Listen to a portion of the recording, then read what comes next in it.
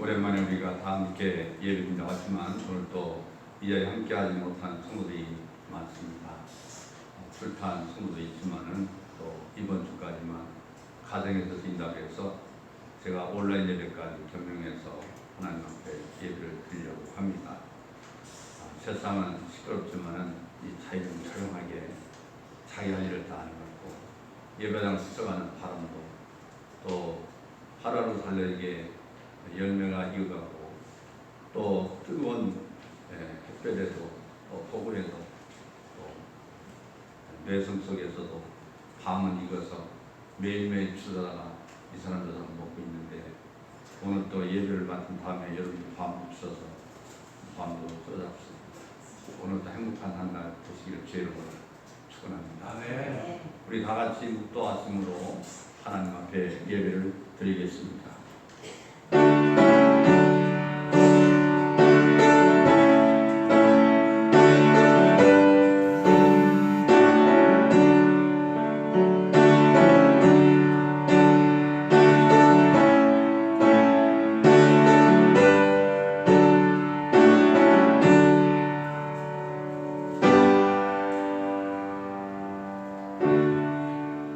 너희는 여호와께 감사하며 그의 이름을 불러 아뢰며 그가 행하신 일을 만민 중에 알릴지어다. 그에게 노래하며 그를 찬양하고 그의 모든 기사를 전할지어다. 그의 성호를 사랑하라. 여호와를 구하는 자마다 마음이 즐거울지어다. 여호와 그의 능력을 구할지어다. 항상 그의 얼굴을 찾을지어다. 아멘. 살아계신 아버지 하나님, 하나님께서 우리에게 약속하시기를 내가 거기서 너희와 만나겠다고 하신 아버지 하나님, 주 예수 그리스도의 대속의 은혜 가운데서 오늘도 하나님을 찬양하고 하나님 경배할 수 있도록 은혜 주심을 감사를 드립니다. 오늘도 많은 성도들이 함께 참여하지 못했지만 오늘도 대면과 비대면 예배를 함께 드립니다. 곳곳에 있는 성도들 어느 곳에 있든지 하나님의 음성이 들려지는 복된 날 되게 하시고 예배를 통해서 주님을 만나는 거룩한 주일이 되게 하여 주시옵소서. 예수님의 이름으로 기도하옵나이다. 아멘. 우리 다같이 찬송가 4장 찬양 드리겠습니다.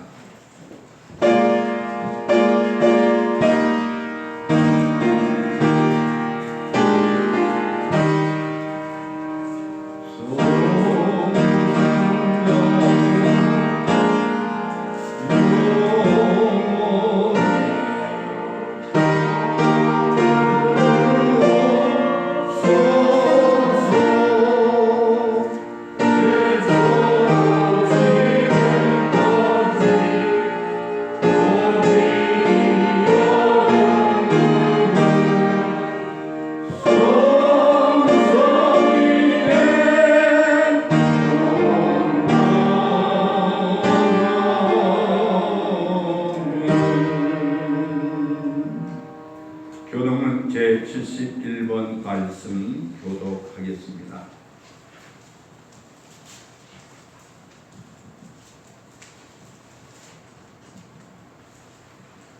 오라 너희 모든 목마른 자들아 물로 나오라. 돈 없는 자도 오라. 너희는 와서 사 먹게 돈없이 값없이서 너희가 어찌하여 양식이 아닌 것을 위하여 은을 달아주며 배부르게 하지 못할 것을 위하여 수고하느냐. 내게 듣고 들을지어다. 그리하면 너희가 좋은 것을 먹을 것이며 너희 자신이 들린 것으로 승원을 얻으리라. 너희는 귀를 기울이고 내게로 나와 들으라. 그리하면 너희의 영혼이 살리라. 내가 너희를 위하여 영원한 언약을 맺으리니 너희는 여호와를 만날 만한 때에 찾아라. 가까이 계실 때에 그를 부르라. 악인은 그의 길을 불의한 자는 그의 생각을 버리고 여호와께로 돌아오라. 그리하면 그가 공의를 여기시리라. 우리 하나님께로 돌아오라. 그가 너그럽게 용서하시리라. 아멘. 다 같이 사도신경으로 우리 신앙을 고백하겠습니다. 나는 전능하신 아버지 하나님 천지의 창조주를 믿습니다. 나는 그의 유일하신 아들 우리 주 예수 그리스도를 믿습니다. 그는 성령으로 잉태되어 동정녀 맞이되어 나시고 본디오 빌라에게 고난받아 십자가에 못 박혀 죽으시고 장세인 뒤 4일 만에 죽은 자 가운데서 다시 살아나셨으며 하늘에 오르시어 전능하신 아버지 하나님 우편에 앉아 계시다가 거기로부터 살인자와 죽은 자를 심판으로 오십니다. 나는 성령을 믿으며 거룩한 공교회와 성도의 교제와 죄를 용서하는 것과 몸의 부활과 영생을 믿습니다. 아멘. 자리에 앉아서 찬송가 88장 찬양 부르겠습니다.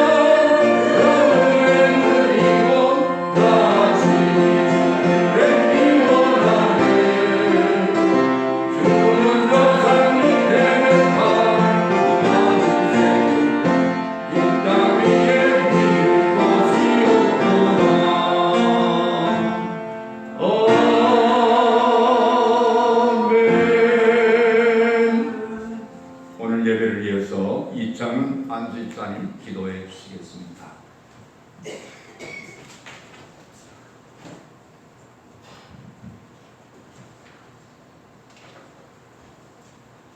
사랑과 높은 성하신 하나님 아버지, 긴 장마와 태풍으로 인하여 많은 피해가 있었던 여름이 지나고 이젠 선선한 날씨와 선명한 푸른하늘이 가을이 찾아왔음을 느껴봅니다. 하지만 언제 끝날지 모를 코로나 바이러스가 저희들의 평범한 일상을 묶어놓고 있습니다. 코로나19로 인하여 4주간에 걸쳐 영상앱으로 말씀을 듣게 하시고 오늘 거룩한 주의 성전으로 주일에 불러주신 주님에 의해 감사를 드립니다. 코로나로 인한 사회적 분위기 때문에 혹이나 앱에 소홀히하며 하나님 믿고 지나왔던 것은 아니었는지 이 시간 되돌아보게 하시고 주님 앞에 회개하는 귀한 시간이 되기를 원합니다. 하나님의 말씀은 우리가 할 일을 보여주고 그 일을 할 수 있는 힘을 주며 그 일을 하는 동안 우리의 믿음을 키워주시는 것이기에 성경 읽기와 기도에 소홀하지 않도록 저희들의 믿음을 지켜주실 진실로 원합니다. 사랑의 하나님 아버지, 코로나19 때문에 대한민국 교회들이 예민당하며 사이에 지탄이 되어버린 이 안타까운 현실을 바라보면서 그저 마음이 무겁고 책임감마저 듭니다. 세상 속의 많은 사람들이 교회를 조롱하고 비난할지라도 거기에 행복되지 않게 하시고 우리 큰남교의 모든 성도들은 어떠한 상황에서도 당당하고 담대하게 말씀과 그대로 이겨낼 수 있는 지혜를 주시옵소서. 우리의 소망이 되시는 하나님 아버지, 진정으로 원합니다. 우리 큰남교회를 비롯한 대한민국의 모든 교회들이 지역사회를 섬기며 사회의 어려움을 함께할 수 있는 빛과 소금의 역할을 다할 수 있도록 한국교회를 지켜주시길 간절히 원하고 원합니다. 이제는 이 땅에서 코로나 바이러스가 물러가기는 원하는데 안타깝게도 부천 지역에서는 매년 확진자가 발생하는 현실입니다. 혹여나 우리 큰남교회가 그로 인하여 예배가 중단되고 성전이 문 닫는 일 없도록 특별히 지켜주시길 원하며 부천 지역 사회도 코로나로부터 이제는 벗어나기를 원합니다. 창조하신 하나님 아버지, 이 시간 말씀을 전하신 목사님 지혜와 능력으로 붙드시고 늘 건강을 지켜주시길 원하며 오늘의 말씀을 통해서 저희들의 믿음이 날로 성장하여 성경이 열매맺기를 원하며 하나님의 자녀로서 온전한 믿음이 상해되기를 소망하며 말씀하신 날마다 승리하는 우리 큰남교회 모든 성도들에게를 원합니다. 사랑의 하나님 아버지, 코로나19로 인하여 이 상황이 어렵고 힘든 안타까운 현실 속에서 살아가고 있지만 서로 간에 배려하고 이해하며 우리들 믿음의 삶을 돌아보고 말씀에 순종하며 열정을 가지고 기도에 쓰는 우리 큰남교회 공동체가 되어지기를 원합니다. 날씨가 선선해지고 저소로 기온차가 있는 한적이지만 모든 성도들 가정가정마다 웃음과 기쁨이 넘치는 좋은 일만 가득하기를 원하며 또한 날마다 감사가 넘치는 아름다운 가정들이 되기를 소망합니다. 이 시간 예배 순서마다 함께 하실 줄 믿으며 사랑의 원하시는 우리 주 예수 그리스도 이름으로 기도드립니다. 아멘.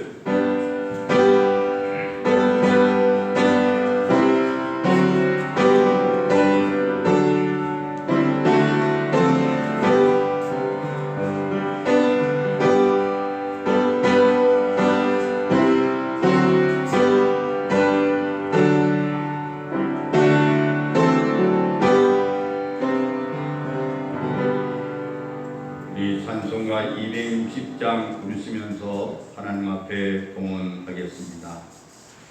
주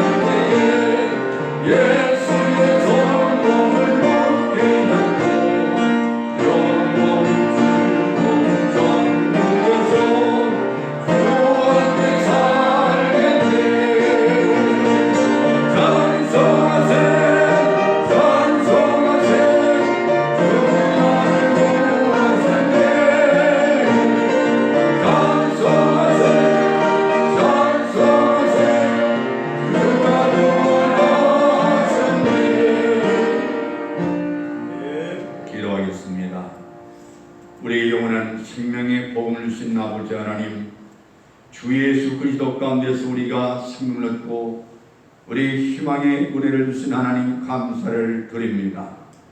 이 땅에 코로나로 인하여서 사회적 거리로 인하여 여러 가지 많은 어려움과 고통이 있습니다.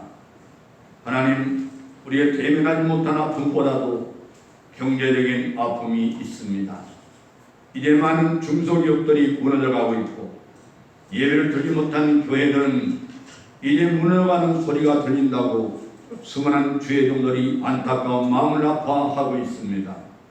오늘도 하나님의 귀한 백성들이 하나님의 거룩한 성산에서 주님을 만나기 위해서 하나님의 귀하신 사랑의 부름 속에 대답하는 마음으로 기쁨으로 달려와 이 시간 주 앞에 섰습니다.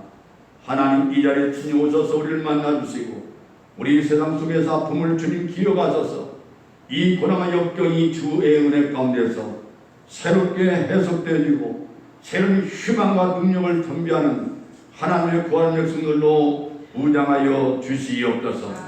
오늘도 하나님 앞에 몸과 마음과 시간을 드리며 귀한 예물을 봉헌합니다. 하나님, 이 땅의 복음 역사가 끊어지지 않게 하여 주옵소서. 이 물질이 가는 것마다 주 예수 그리스도의 이름이 능력이 나타나게 하여 주옵시고 무엇보다 하나님의 귀한 백성들이 말씀에 반드시 바로 서서 여호와의 거룩한 말씀을 견지하며 보수하는 성도들이 되게 하여 주시옵소서. 세상 인심이 흔들리지 않게 하여 주옵소서. 세상의 가치에 무너지지 않게 하여 주옵소서. 어떤 경우에도 우리의 신앙을 이기며 건지하며 하나님 온전히 지켜나가는 승리의 귀한 성도들이 되도록 여호와 니스의 주의 능력 역사가 한국교회 우리 큰나물교회에 임하여 주시옵소서. 예물 드린 모든 손길들 특별히 11전금 감사하는 각종 예물과 그리고 하나님 앞에 목전과 주정원금과 승리를 드렸습니다. 하나님 또한 어제는 하나님 앞에 나와 예배당 충성을 하면서 아름다운 화분으로 하나님 봉헌하면서 아버지며 예배당 철저하게 청소하고 소독하면서 오늘 맞이할 하나님의 귀한 백성들을 마음속에 그리하면서 기쁨으로 오늘 또 앞에 달려나와 헌세는 모든 손길에도 하나님 잊지 마시고 복을 주시옵소서. 예수님의 이름으로 간절히 축복 기도하옵나이다. 아멘. 하나님 말씀은 느헤미야 6장 말씀 보겠습니다.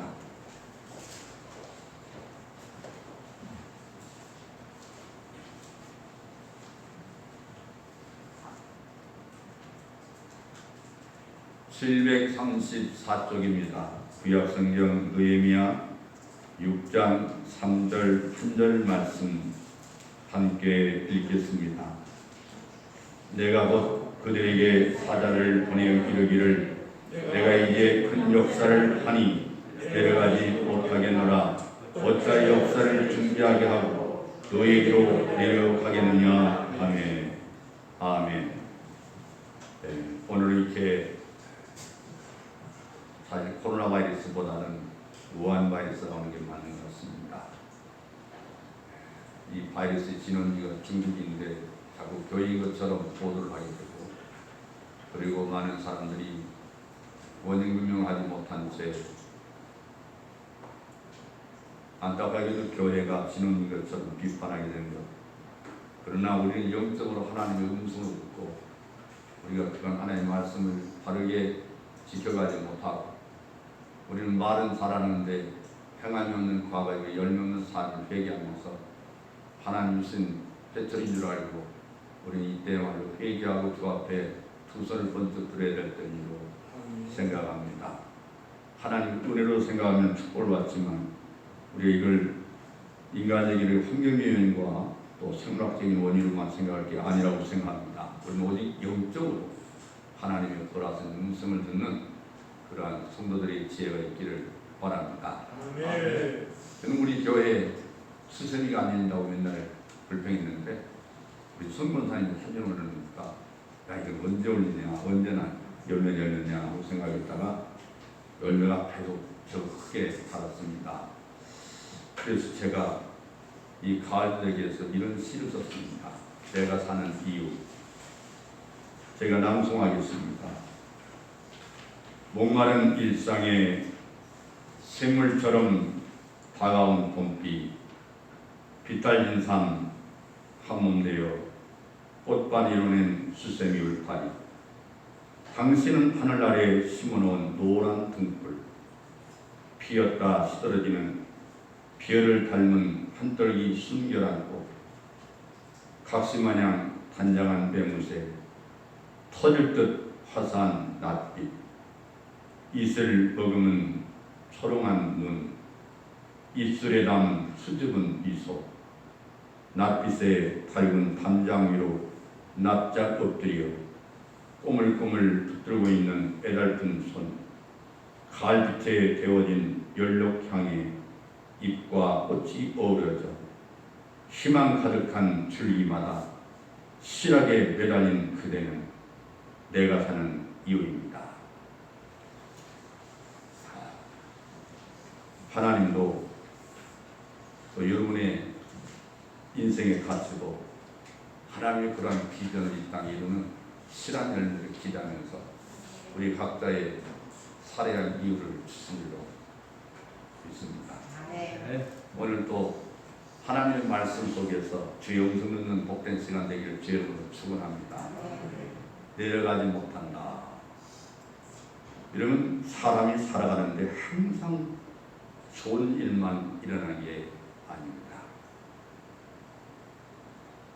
지난주 한 주 동안은 제가 카톡에다 글을 안 올리니까 궁금한 분도 계신 것 같은데 우리 아버지가 96세인데 벌써 매제가 2사람이 먼저 갔습니다. 지난주는 여동생 남편 매제가 63살의 젊은 나이로 아직까지 옛날 같은 곤란감이지만 지금은 새파란 젊은이라고 생각하는 63살의 최장암으로 그만 선거를 받은 후 3개월 조금 남짓 살다가 갔습니다. 장례식장 앞에서 또 그가 입관하는 걸 모습을 보면서 허무했습니다.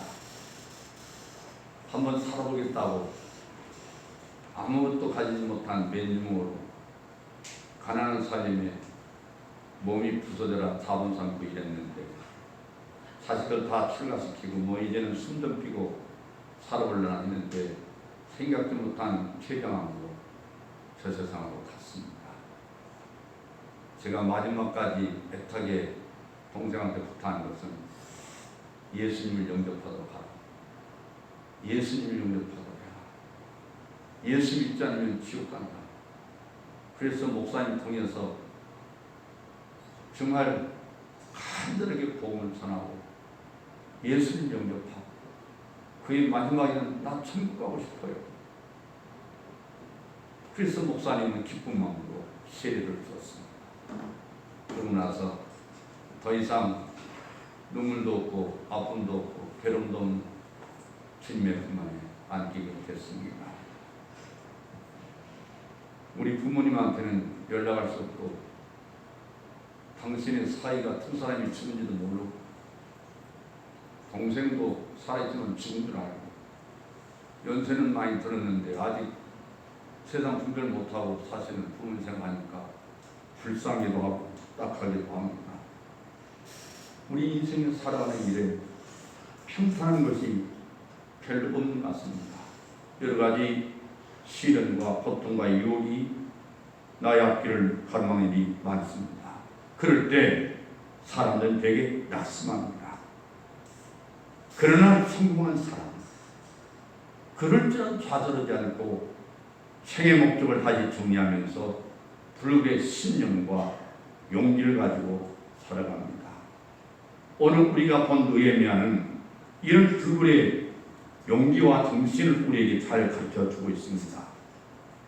기원전 470년경에 이스라엘 민족은 바벨론에 의해서 나라가 망했습니다. 그때 수많은 지도자들이 바벨론으로 끌려갔는데 그들은 바벨론 제국이 무너지고 페르시아 제국이 거들날 때까지 그곳에 머물러 살고 있었습니다. 포로로 끌려간 사람 가운데는 그곳에 머물러 있는 동안 그 페르시아 제국의 관리가 되어서 높은 벼슬을 한 사람들이 버릇 있었는데 그 중에 다니엘도 있고 수르바벨도 있고 오늘 우리가 본 느헤미야도 있었습니다. 이 느헤미야는 페르시아의 왕으로부터 오랜 전쟁과 식민지 생활로 황폐해져버린 예루살렘을 재건하라는 명령을 받고 유다의 총독이 되어서 자기의 고국으로 돌아와 새로운 국가 건설의 선구자 역할을 하기 시작했습니다. 느헤미야가 고국에 돌아왔을 때 조국의 모습은 비참한 그대였습니다. 오랜 가난과 지도자 없이 살던 백성들의 생활은 무질서하기가 한이 없으며 아무 소망도 없이 그저 죽지 못해 사는 꼴이었습니다. 느헤미야는 그들에게 새로운 희망을 주고 용기를 주고 조국을 건설하여 잘 살 수 있다는 꿈을 줘야 했습니다. 무엇보다도 70년 동안의 포로 생활이 지겹고 견딜 수 없는 것이지만 그들에게는 하나님이 함께 계시고 구원의 언약이 있음을 상기시켜서 그럴지라도 그럼에도 불구하고 믿음으로 굳게 서라고 할 하나님이 맡기는 사명을 수행해야만 했었습니다. 그러나 설상가상으로 주변에는 많은 강한 나라들이 진을 치고 있어서 그들이 국가 재건을 여러 가지 방법으로 방해를 했습니다. 그런 이유로 느헤미야와 그의 백성들은 한 손에는 칼을 들었고 또 한 손에는 연장을 들고 성을 재건했습니다. 그 주변 나라의 사람들은 느헤미야의 재건 사업을 세 가지 방법으로 방해했습니다. 첫째는 계속해서 싸움을 걸어왔고, 두 번째는 페르시아 왕에게 고소를 했는데 느헤미야가 그의 백성들과 함께 성을 건축하고 반역을 꾀하고 있다는 이런 무고를 했습니다. 세 번째는 느헤미야의 공사를 지연시키기 위해서 여러 번 사람 보내서 우리 회담하자고 제의를 했습니다. 느헤미야는 그들의 속셈을 알고 회담을 거절하면서 이런 답변을 했습니다. 내가 지금 큰 역사를 하고 있으므로 내려갈 수가 없다. 오늘 본문의 말씀입니다. 이 말은 느헤미야의 단호한 거절이면서 중요한 몇 가지 뜻을 우리에게 전해주고 있습니다. 첫째는 고귀한 삶의 목적이 있는데 쓸데없는 일로 시간과 중력을 낭비할 수 없다는 겁니다. 그렇습니다. 느헤미야에 있어서 지금 가장 중요한 일은 뭐냐면 나라의 재건입니다. 사람은 한평생 살면서 크든 작든 많은 일을 당하게 되고 중요하든 안 하든 많은 일을 처리하며 살아야 됩니다. 그럴 때마다 우리는 우리들이 한 일의 가치와 의미를 생각해 봐야 합니다. 내가 한 일이 정말 내 삶에 가치가 있는 일인가?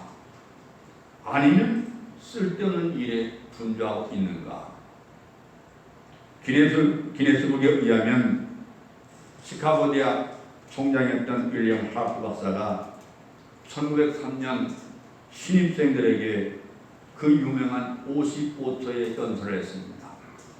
55초의 동안에 연설했는데 이 연설이 가장 짧은 명연설로 기록되어 있습니다. 그 연설의 내용은 이렇습니다. 여러분은 지금부터 어른의 길을 출발합니다.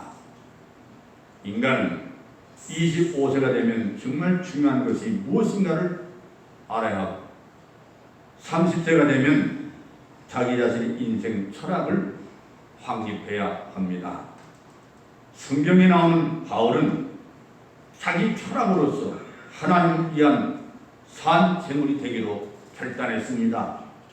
이 연설은 그날 그 자리에 있던 학생들에게 크나큰 감명을 주었다고 합니다.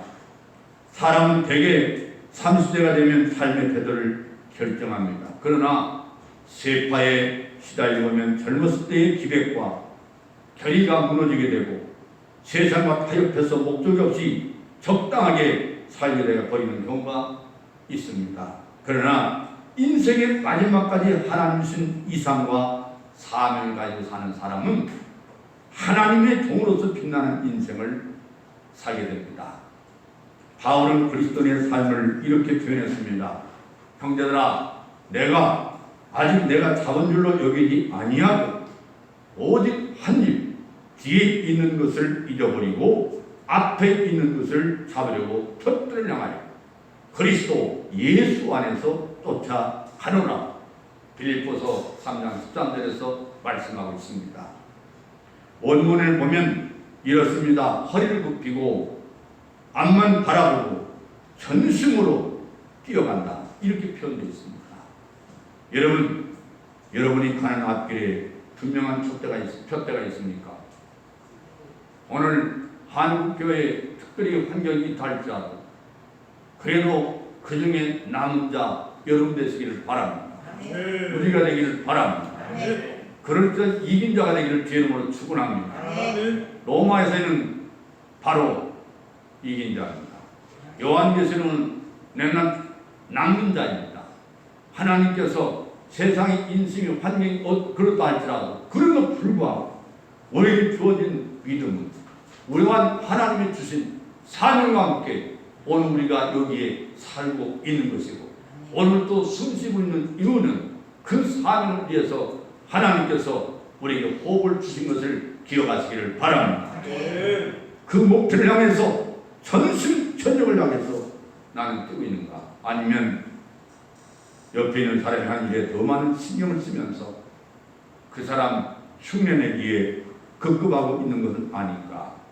어떤 사람은 다른 사람의 사는 모습을 바라보다가 자기가 살아야 하는 방법을 잃어버린 사람도 있고 그렇게 겪는 일을 하다가 자신이 무엇을 향해 살고 있는지 자기 목표를 잃어버린 사람도 있습니다. 이런 경우에 쓰는 아주 특별한 속담, 친구 따라 강남에 간다. 마음들이가 뛰니까 빗자루 뛴다는 말이 있습니다. 까마귀 노는 곳에 백로야 가지 마라. 여러분 많이 들은 격언입니다. 이 격언의 원전은 고려 말에 그 혼란기에 절기를 지켰다는 추앙을 받는 정몽주의 어머니가 지은 시조입니다. 정몽주가 이성계를 문병하던 날에 팔순되신 어머니께서 지난밤 꿈이 너무 흉하니 그거에 가지 말라고 부탁을 하다가 부른 노래가 바로 이 시입니다. 까마귀 싸우는 고래 백로야 가지 마라. 성낸 까마귀 흰빛줄 씌울세라. 청강에 조이 씻은 몸을 도로일까 하노라. 이렇게 정확하게 해석하면 까마귀 싸우는 곳에 백로야 가지 마라.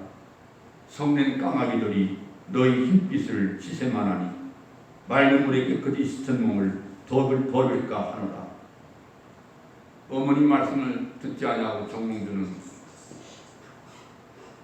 이성계 병문하고 돌아오는 길에 선죽교에서 이방원의 자객에게 그만 피살되어 죽었습니다.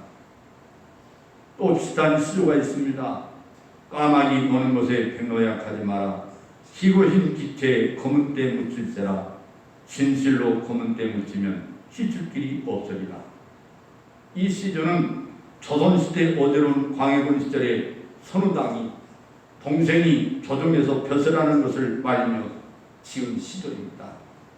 이런 시조는 오늘 우리 정치계에도 적용돼도 이상하지 않을 만큼 시대를 꿰뚫고 있다고 생각합니다. 그런데 이와 상반된 내용을 본 시가 있습니다.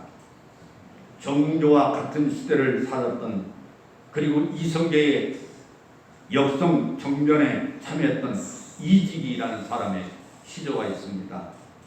까마귀 검다하고 백로야 웃지 마라. 겉이 검은들 속조차 검을 쏘냐. 겉 희고 속 검은 증생은 내야 하노라. 실제로는 까마귀 속살은 희고 백로의 속살은 검다고 합니다. 참으로 역설적인 사실이죠.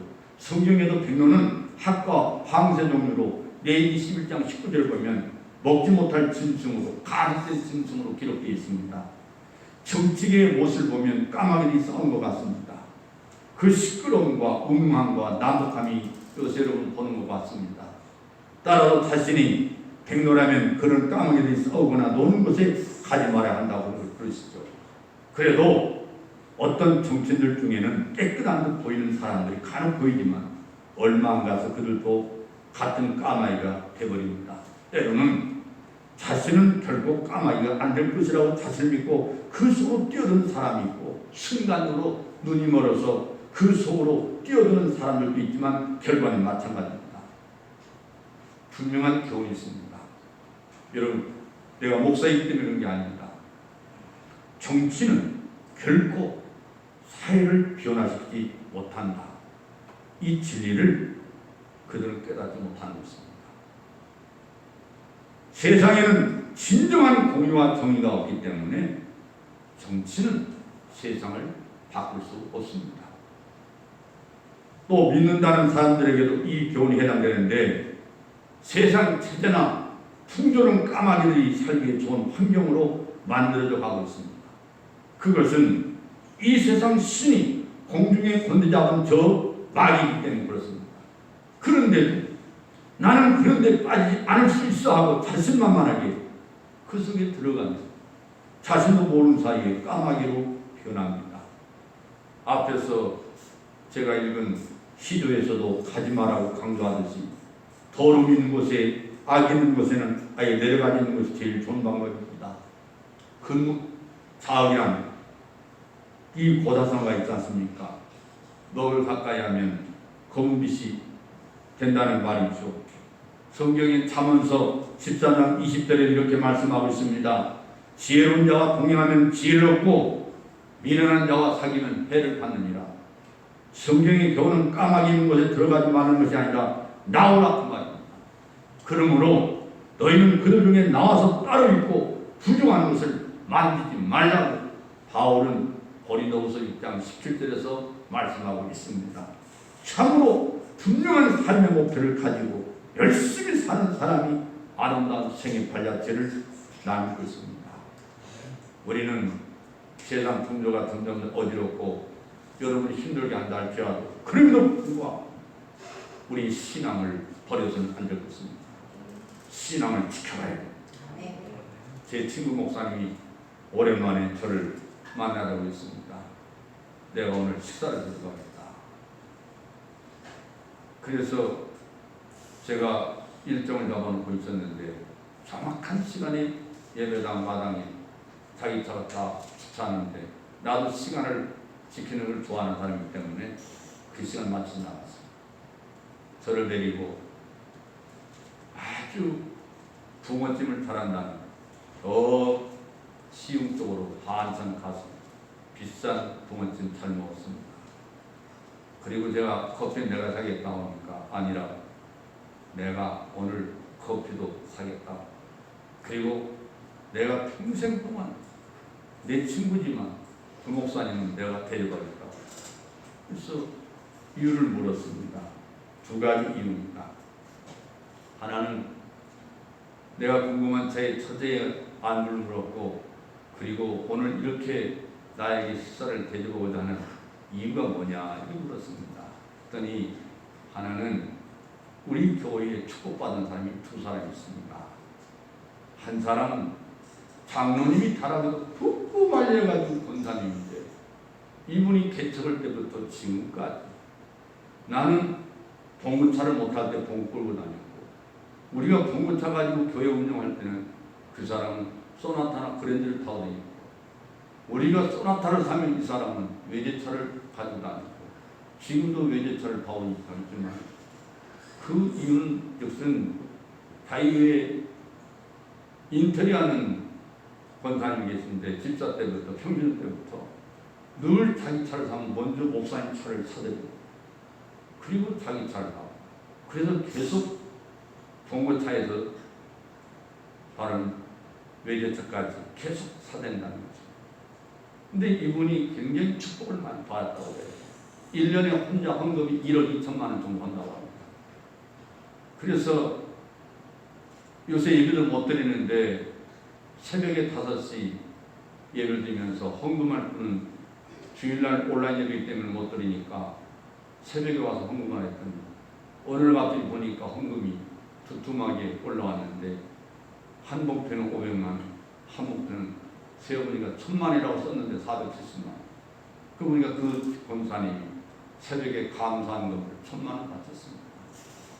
이게 웬일입니까? 하고 물었더니 아니 그냥 마음이 감동돼 드리는 헌금입니다. 근데 어떻게 1000만 원이라는데 470만 원 하나가 있더라. 그러니 아 깜빡했다고 월상 예배 드리면서 30만 원 빼서 헌금하고 그걸 또 치워서 1000만 원 드린다는 게 내가 잊고 있었습니다. 이분이 상당히 재산이 많이 늘어나고 교회를 하나가 지금까지 수십 년 동안 임원된 교회를 위해서 헌신하는데 그냥 충성 다. 그리고 첫째는 그 예배당 땅을 사고 질 때 제가 우리 유치원을 하는데 유치원하면서 1억 원을 헌금했습니다. 그래서 깜짝 놀랐습니다. 우리 지방에서 아니 이렇게 젊은 처녀가 1억 원을 했습니다. 근데 결혼해가지고 지금은 그렇게 하나님 앞에 열심히 사는 신앙생활하는데 여기 5단지에 50몇 평 아파트에다가 지금 아파트만 3채에다가 빌딩을 하나 가지고 있고 그리고 아주 축복받고 잘 산다. 우리 사모님한테 그 얘기했더니 하나님을 심는 대로 거두는데 주의 그러한 성들을 위해서 헌신하고 충성을 그대로 하나님께서 복을 주지 않겠나.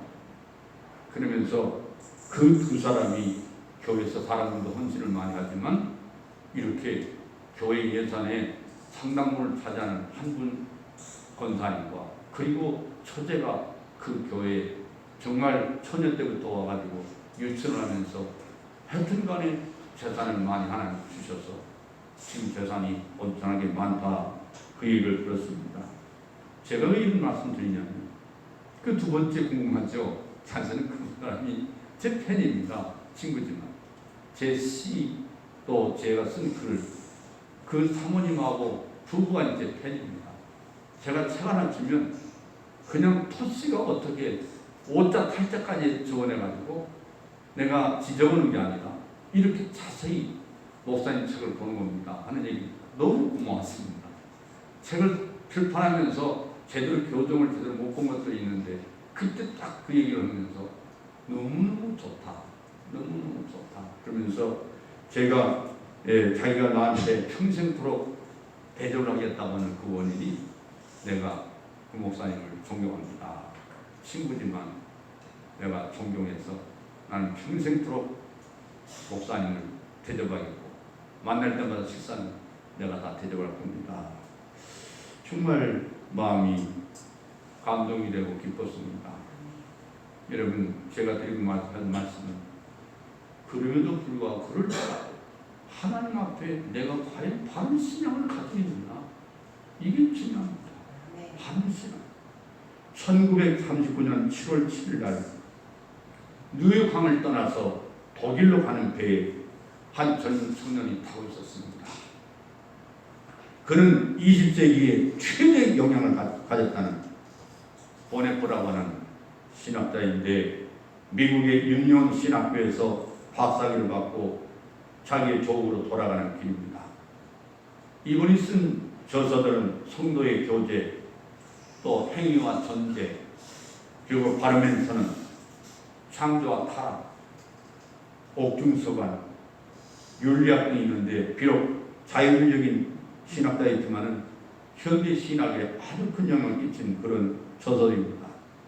그가 독일로 가는 이유는 그 나름대로 뜻이 있었습니다.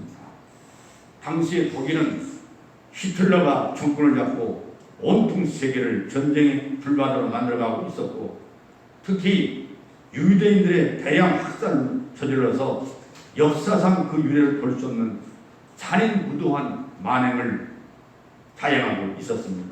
그러나 안타깝게도 이 독일 교회는 비인간적인 만행을 보면서도 한마디 말을 못하고 침묵하고 있었습니다. 오히려 히틀러 만세를 부르고 있었습니다. 이런 교회를 일깨우고 하나님의 공의를 선포하고자 그는 독일로 갔습니다. 그가 미국을 떠나려 할 때 많은 교수들과 동료들이 만류했습니다. 그러나 그는 그 모든 만류를 뿌리치고 독일을 향해서 갔습니다. 그가 미국을 떠나던 날 그는 그 일기 땅에 이렇게 글을 남겼습니다. 나의 장래에 대하여 그동안 파도처럼 일던 아주 몹시 불안했던 마음이 이제야 단단해졌다. 이는 내가 갈 길을 확실히 알게 되었기 때문이다. 독일로 돌아간 그는 나치 협정에도 묵묵히 침묵을 이끄는 교회를 일깨웠습니다. 히틀러의 만행을 경고했습니다. 그리고 그 유명한 바르멘 선언을 했습니다. 이 바르멘 선언은 제가 대학 다닐 때 우리 친구들끼리 돌아가면서 복사해서 많이 읽었던 선언입니다.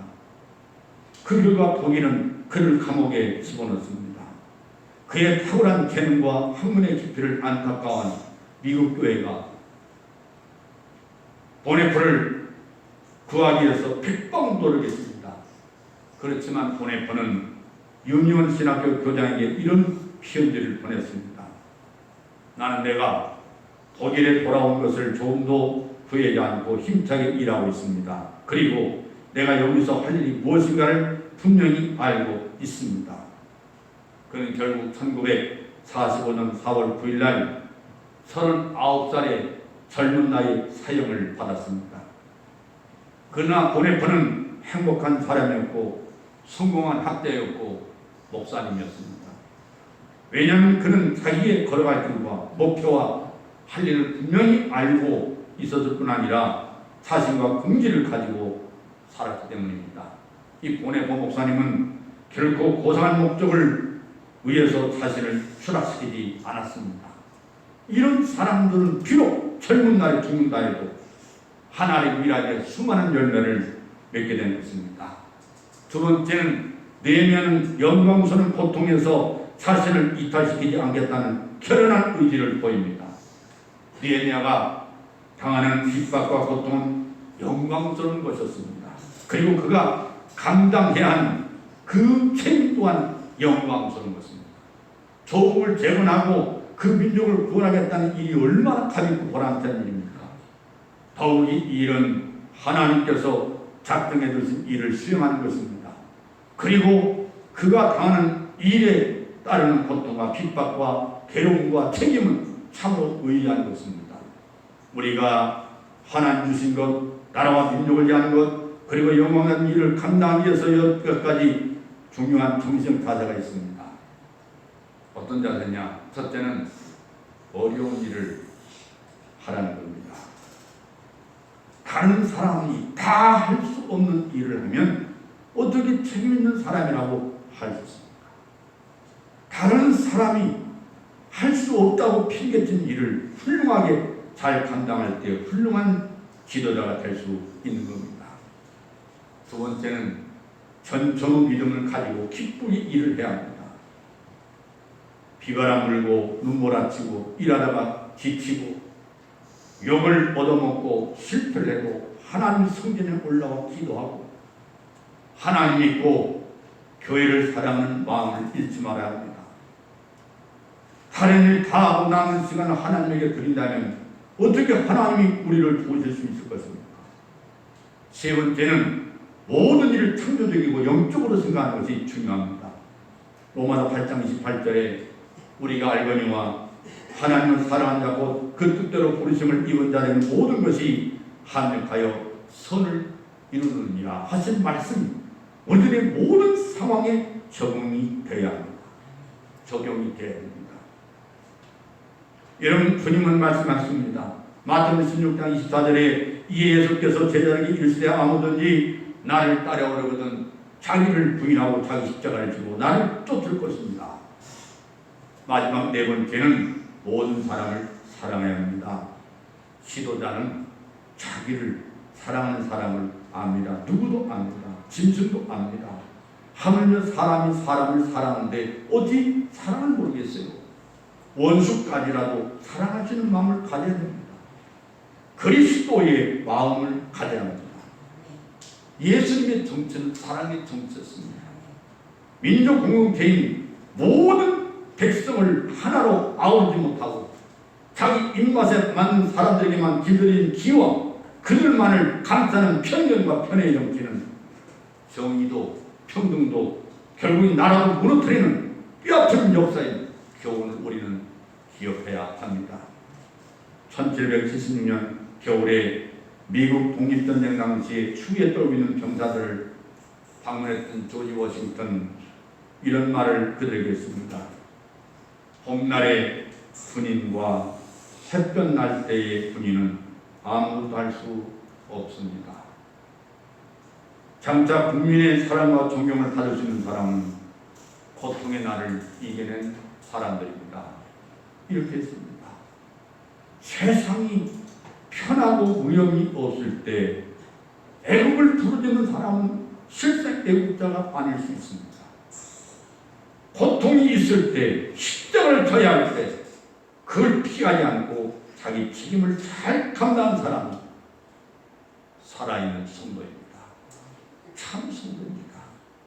마지막으로 의회가 내려가지 못하게 한 것은 불의한 자들과 타협할 수 없다고 하는 말입니다. 의회를 유혹하는 마지막 카드는 의회가 하는 일을 포기하는 것이 아닙니다. 뭐라고 유혹하냐면 그 일을 하기는 하되 적당히 해라. 적당하게. 천천히 해도 늦지 않다. 내가 하지 않으면 다른 사람이 할 것이라는 그런 말입니다. 광야에서 주님이 세 번째 하는 시험도 이랬습니다. 나에게 경배를 하라. 그러면 이 세상 모든 것을 다 주겠다. 그러나 그건 순전히 거짓말입니다. 천하 모든 걸 다 얻은들 마귀와 타협하여 마귀 종이 되어버린 마당에는 그것이 무슨 가치가 있습니까? 500년 전 그 영국의 역사가이며 문필가인 토마스 모어는 헨리 8세의 둘도 없는 친구였습니다. 또한 유력한 재상이었습니다. 그런데 그는 헨리 8세가 자기 부인 캐서린 왕비와 이혼하고 그리고 하인이었던 앤 블레인이라는 여인과 결혼을 하고자 정식으로 반대하고 나섰습니다. 그는 왕의 잘못을 지적하고 바른 충고를 했습니다. 결국 그는 그의 친구인 왕에게 사형 선고를 받고 단무대에 올려졌는데 최후의 진술에서 이렇게 말했습니다. 불법적인 법에 굴복하여 사느니 차라리 하나님의 법을 지키며 나는 죽겠다. 정의롭지 못한 법의 지배를 받고 사느니 차라리 하나님의 공의에 순종하여 죽는 것이 더 영광스럽다는 이 고귀한 판단을 그가 한 것입니다. 이런 분별의 자세로 살아가는 것이 참 그리스도의 자세 아닐까요?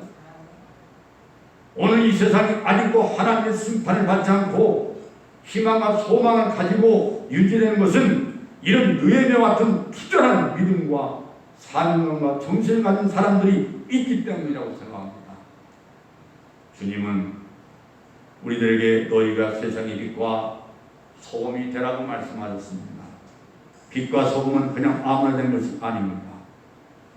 우리를 유혹하는 불의에 대하여 평안과 안일만을 구하는 우리 육신에 대하여 적당하게 살아가려는 적당주의에 대한 단호한 거부가 있어야 할 것입니다.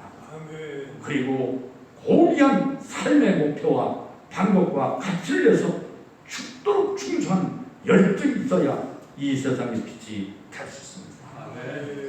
여러분, 금남교회는 큰 교회가 아닙니다. 그러나 우리 금남교회는 믿음이 큰 사람들이 모이는 교회가 되기를 원합니다. 제가 올 2020년 우리 교회 표를 생각하다가 하나님 해도 더 많습니다. 그 목사를 사랑하고 금남교회를 사랑하는 좋은데 심은 치우다 했더니 이렇게 코로나로 많이 심했습니까? 이제는 앞으로 내 주둥이를 조심하겠습니다. 표를 이렇게 만들었더니 2월달부터 지금까지 계속 쉬게 만들어서 쉬는 것도 유분수지 너무 지겹습니다. 그랬더니 어떤 친구 목사님들하고 표를 만들려면 앞으로 심사숙고 기도 많이 하고 세워라. 큰나무교회 표 때문에 나라든지가 쉬고 있다. 할렐루야. 시편 49편 16절 이하의 말씀을 읽고 마치겠습니다. 세 번역으로 제가 읽겠습니다. 시편 49편 9편 16절에 어떤 사람이 부자가 되더라도 그 집의 재산이 늘어나더라도 너는 스스로 초라해지지 말아라. 그도 죽을 때는 아무것도 가지고 가지 못하며 그의 재산이 그를 따라 내려가지 못한다. 비록 사람이 이 세상에서 흡족하게 살고 성공하여 칭송을 받는다 하여도 그도 마침내 자기 조상에게로 돌아가고 만다. 영원히 빛이 없는 세상으로 돌아가고 만다. 사람이 태양이 의대하다 해도 죽음을 피할 수 없으니 미련한 짐승과 같다.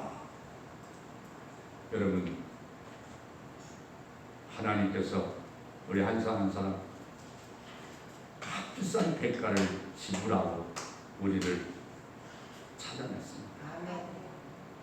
진흙동에서 우리를 찾아냈습니다. 이 귀한 몸들 하나님의 영광 안에서 이 갈빛에 그저 말없이 이거는 저 수많은 과일처럼 여러분도 완성되는 축복이 있기를 주의 이름으로 축원합니다. 아멘. 기도하겠습니다. 아멘. 살아계신 아버지 하나님, 가을이 깊어지고 아침 저녁 쓸쓸한데 오늘도 하나님 옆에 나와서 이 아름다운 자연과 공간 속에서 기쁨으로 예배드리게 하셔서 감사합니다. 아멘. 오늘 너의 미안은 하나님의 명령인 줄 알고 그 사명 감당해서 사소한 일에 자기의 모든 정신을 시간을 뺏기지 않냐고 그 일을 감당해서 내려가지 못한다고 했습니다. 세상 인심이 흉흉하고 교회를 비판하고 교회를 욕하고 많은 사람들이 분별하는 지혜가 없어서 그냥 싸잡아려고 한다 할지라도 우리는 그 욕먹는 것이 두려운 것이 아니라 기독교의 본질이 훼손될까 심히 두렵습니다. 하나님, 저들이 빛과 소금을 되지 못한 연건주를 있사오.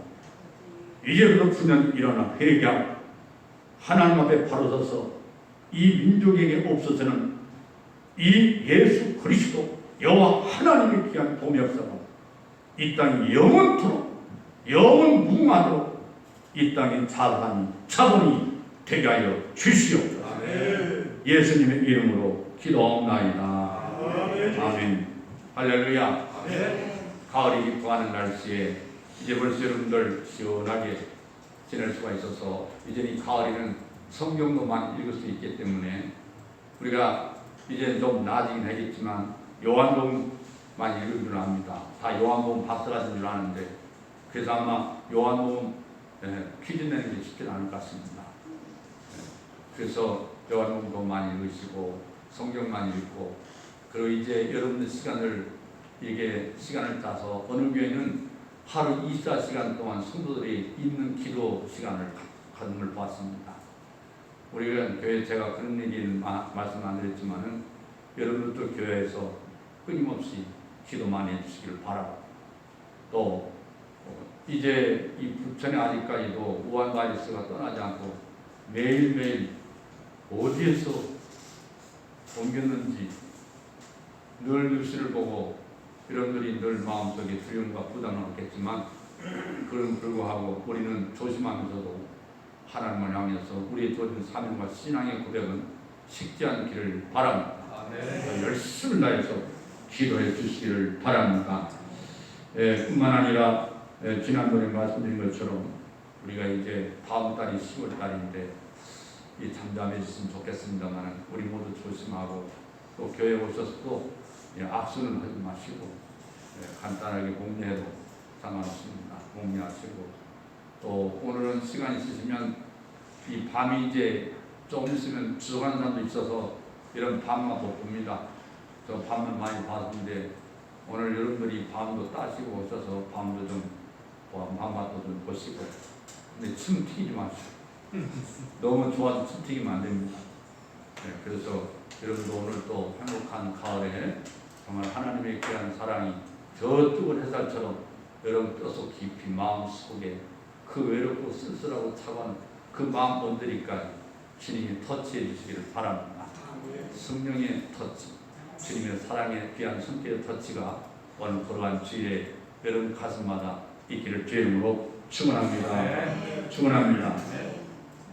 제가 오늘은 이렇게 시미팅이라는 고등학교에 강의를 나갔더니만 배움 강의를 하는데 이거 하나씩 다 선물을 주면서 한 학기 동안 써보라고 줬습니다. 그래서 이거 예배 때 설교됐으면 좋겠다. 그래서 제가 참여했는데 보기 괜찮은지 모르겠습니다. 거울도 안 쳐다보고 그냥 놔뒀기 때문에 오늘도 말씀이 잘 들렸는지도 모르겠고요. 하여튼 그래도 불구하고 조심하면서 우리의 할 일을 잘 감당하는 지혜로운 청지교 또 상자 모두 되시기를 바랍니다. 감사합니다. 우리 다같이 찬송가 303장 부르시고 축도로 마치겠습니다.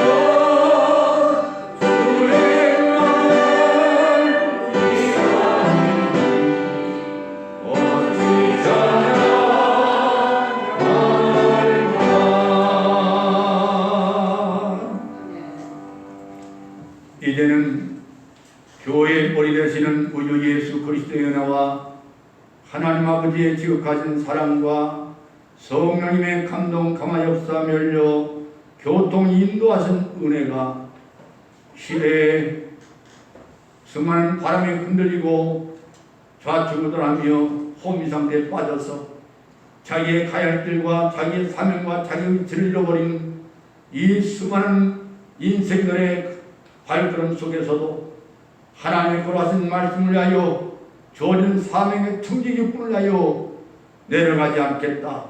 세상과 타협하지 않겠다. 불의와 타협하지 않겠다. 오늘도 결단한 우리 금남교 온 성도들 머리머리 위에와 그 가정과 직장과 사업과 학원을 위해 특별히 이제는 수출길도 수입길도 맡겨서 4대 어른다는 이 중소기업을 운영하는 사랑 성도들 기업과 우리 몸된 성도들 가정과 더 나아가 이 대한민국과 이 민족 위에 영원토록 함께 계실지어다. 아멘.